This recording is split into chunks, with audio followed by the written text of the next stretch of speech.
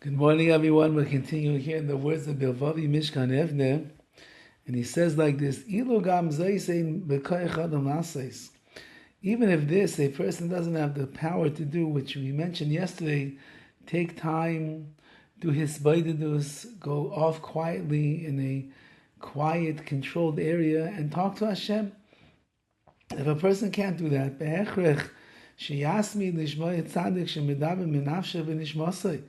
then you need to go and hear a tzaddik speak either about these matters or listen to him do his own hisbaididus so you can understand what this concept is.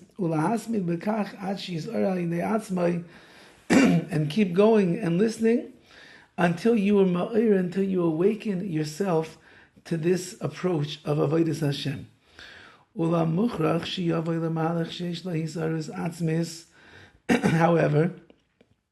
it's clear that someone that wants to really succeed over here, they must learn how to inspire themselves.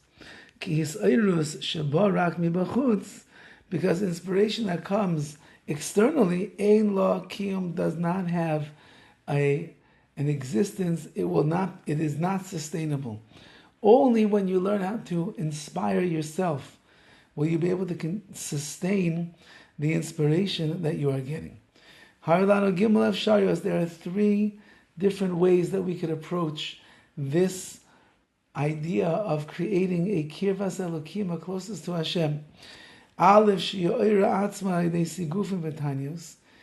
you can awaken yourself through physical afflictions and fasting, and screaming about your plight, on your lack of will that you have to get close to Hashem. That's one way, which we said is really not, probably for most people in our generation. A person should be beseeching and asking HaKadosh Baruch Hu every day. Please HaKadosh Baruch Hu, help me to want, in truth, to be close to you, which we said is a larger majority of the generation can handle this. And Gimel, the third, go and listen to a tzaddik speak about these ideas until you find your personal inspiration to be awakened to this great hanhaga, this great way to serve Hashem. Every person should choose the one of these three pathways that works best for them. Find the way to awaken, to inspire, to arouse your nefesh, your soul, to truly want to get close to Hashem. Because as long as you don't have a true desire to accomplish and achieve this, there